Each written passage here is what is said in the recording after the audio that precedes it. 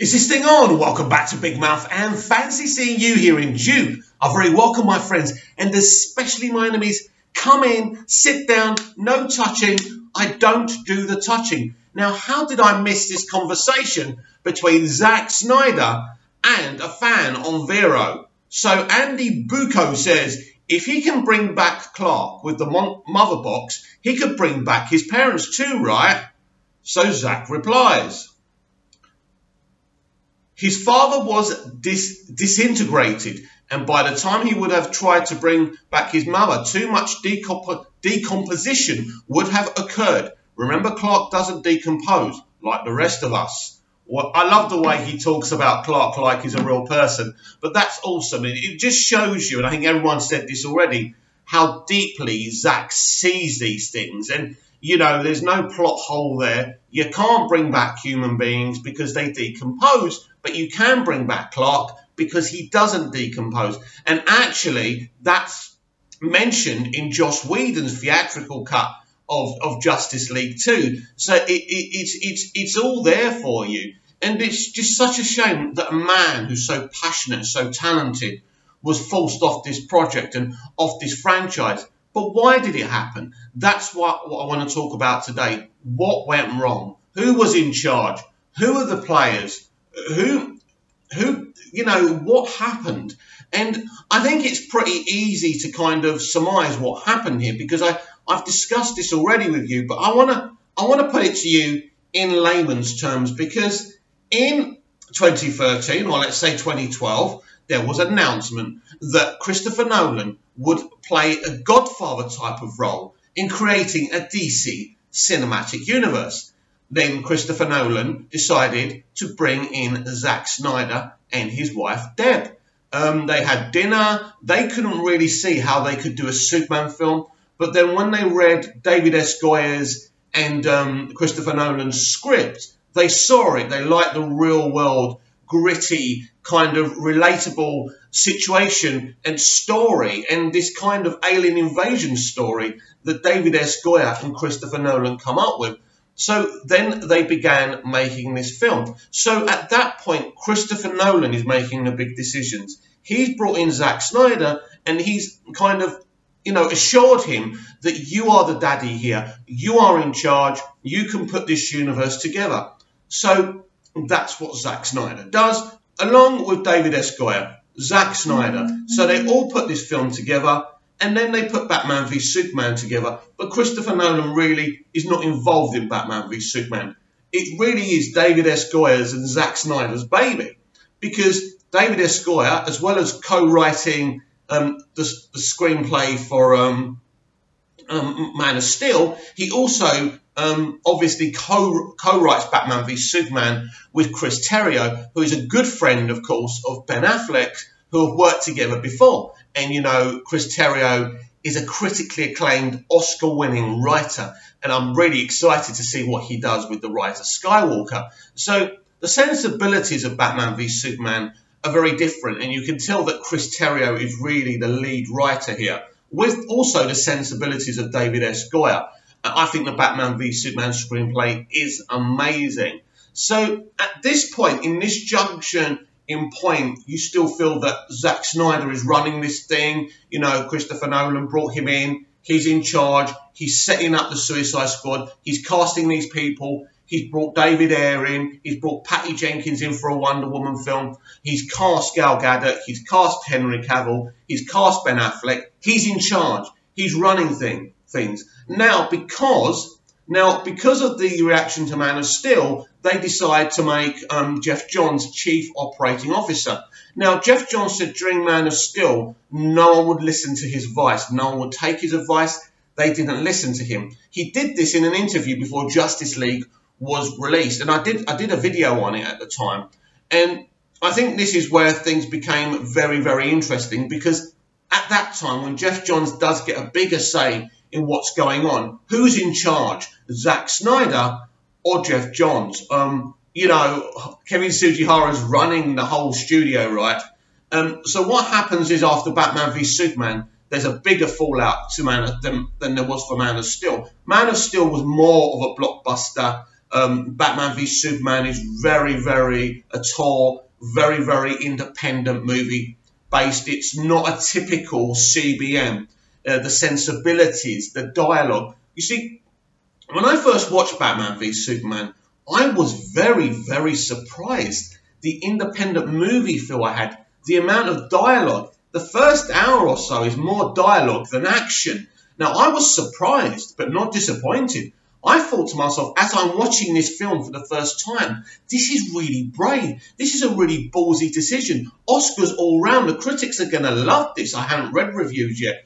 I didn't really know about the fallout till after I saw it for the first time. So, to my surprise, when I came, because I was just emotionally drained after watching Batman v Superman. You know, we saw Superman die after him battling really throughout the film to be embraced by the human race. Some people hated him. You know, you had Holly Hunter's character, the senator from Kentucky, trying to regulate Superman and tell him not to act unilaterally.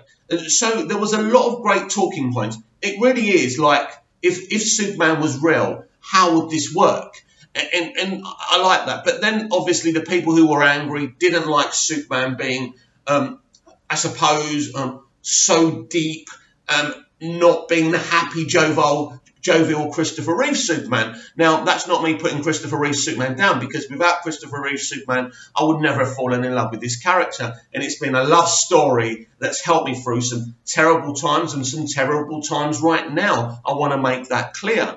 And so all of a sudden you've got this, you know, it's basically what Snyder and Terrio and Goyer are doing in BVS. They're deconstructing these characters. So by deconstructing these characters, what happens is, by the end, they reconstruct them. This is where the critics who don't like BVS and what Snyder did don't get it. By the end of it, you know, Superman is wondering, you know, my father, Jonathan Kent, wanted me to be a hero, but maybe this isn't right for me. I can't handle this. Most people hate me. I'm being accused of killing people here, and all I want to do is want to help. He says Superman wasn't real. It was just a dream from a farmer from Kansas, right? And then Lois holds his chest. This is a beautiful moment. And how can you hate this film when they do this? She holds his chest on his S and she says, you know, for some people, this is all they have.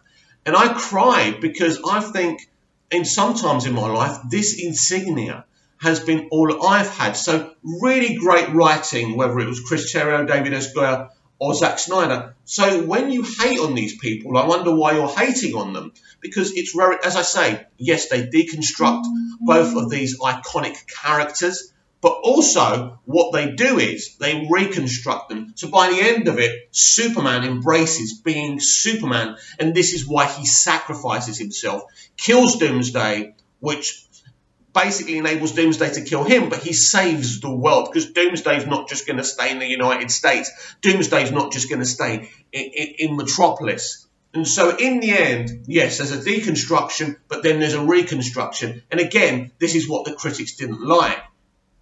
I mean, if we go back to Too Many Cooks Spoil the Broth, which I mentioned the other day, is the problem with, I said this the other day as well, I remember Grace Randolph doing a video and saying there's too many people there, nobody knows who's in charge, they don't have a Kevin Feige figure, and they didn't. And I used to argue with Grace Randolph, and eventually she blocked me, you know, that's life.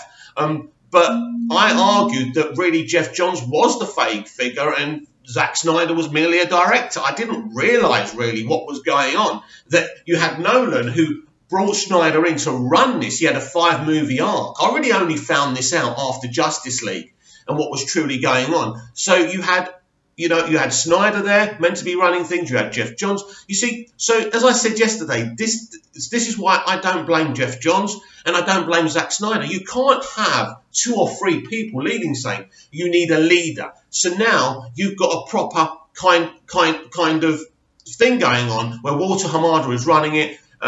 Peter Safran is his second in command. He does all the talking. He talks about the films before they're released. It really works. There's a structure. That's the word I was looking for. There's a structure in place.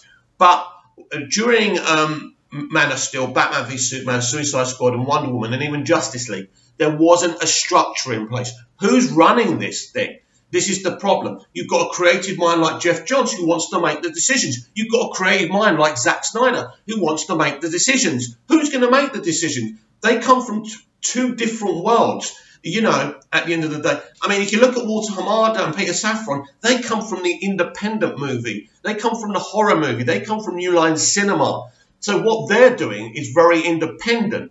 And I think it's really working for the DCEU because of the kind of various characters and worlds we have in the DCEU. You can kind of work that way. You couldn't work for Disney. You couldn't work for MCU that way. It doesn't work. It's very mainstream. It's very generic. It's very bright, gaggy, in your face. Boom, it's done. The bomb's exploded. Leave the cinema. Forget all about it. But what Walter Hamada wants to do is make films that live long in the memory, just like the Joker movie did to me when I was in the test screening. And, you know, the film broke my heart in such a good way to see what happens to this character, Arthur Fleck. So I'm a great supporter of what Walter Hamada is trying to do. I think in terms of the Snyder Cut now, I think I want to see that film. I would absolutely love Zack Snyder to be able to make a couple of Black Label movies and do something within the franchise. Maybe that's possible. But there is an issue with Zack Snyder, of course, and it's that the mainstream don't like him. He doesn't like the mainstream audience either. He said it at SnyderCon. He's basically swearing about the mainstream audience. Someone says something about mainstream on Vera to him and he goes, no, this is not for the fucking mainstream. This is for you. He loves his fans because his fans have propped him up in his darkest time. When his daughter had killed herself and he didn't know which way to turn, and then he wanted to take some time with his family and they stabbed him in the back and they cut his film to pieces, it was the fans all around the world who have propped him up, looked after him, sent, you know, messages of condolence and, you know, tried to be there for Zack and Deb. And Zack and Deb know that and they appreciate it. They're not ordinary producer and director. They're very ordinary, you know, down-to-earth people. And we have become a family, haven't we? And to those people who think we're some kind of cult and religious cult or something ridiculous like that, I can promise you nothing's been sacrificed. But the point is, this is a very rare relationship between creative and audience. And what we want to do, and I think the world is taking notice now because everybody's talking about it. Everyone's doing articles about it. There's billions of articles. How many articles can I read to you? Do you know what I mean?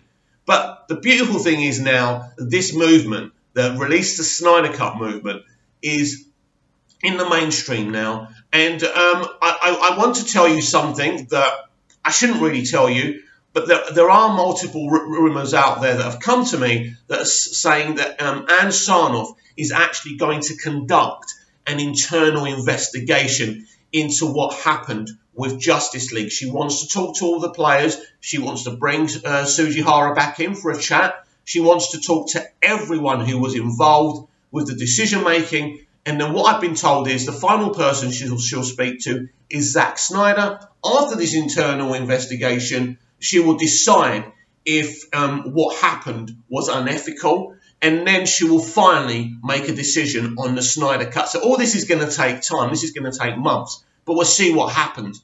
At the end of the day, we want to see a movie. We don't want to watch the theatrical cut of Justice League. We want the Snyder Cut. We want the intended vision. We want to see a film that links in with Man of Steel and Batman v Superman and Suicide Squad and Wonder Woman. We want this whole franchise to link in. Then we can say, thank you, Zack Snyder. Even if you don't do another film again, at least it's been completed as much as it could be completed.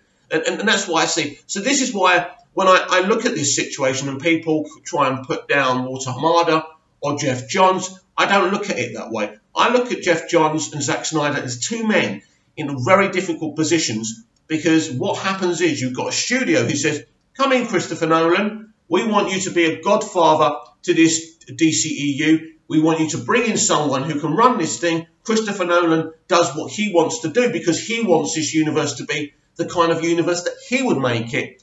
And because Zack Snyder is a family man and he works with his wife, just like Chris works with his wife Emma, which has worked really well for him, and it's worked really well for Zack with Deb, because they're both really strong, independent, intelligent women, right? I'm in awe of that relationship of a couple being able to work so well together. I don't think I could work with my girlfriend. I think we'd end up killing each other. But yes, so that's what I'm hearing, and I wasn't really sure if I was actually going to mention the internal investigation, but that is what I'm hearing is going to happen. She wants to know where the bodies are buried. Now, we've got HBO Max. Finally, the Warner Media streaming service is going to basically be called HBO Max, and I'm going to do a separate video to talk about that and talk about what it can mean for the Snyder Cut. But at this very moment, what I can say is there's probably going to be an internal investigation. Sarnof really wants to, she doesn't want to make a decision. She doesn't want to say no Snyder Cut or yes to a Snyder Cut before she's investigated what's happening. Because what she said privately is we want to make sure that these type of things don't happen. Again, it's not about sacking people. This investigation is about making sure that Warner Brothers give directors and writers the freedom they deserve. So thank you very much, everyone. That was a bit of a long video. I hope you enjoyed it, and we'll be back tomorrow for another DCEU Daily. But I'll be back for my next video, which will be about HBO Max. So I'm very excited to talk about that because that's Ann Sarnof's baby, and I think she's a genius for calling it HBO Max. Very clever. But we will talk about it in the next video. Please comment down below. Please react to what I've said today. And please like, share, and subscribe.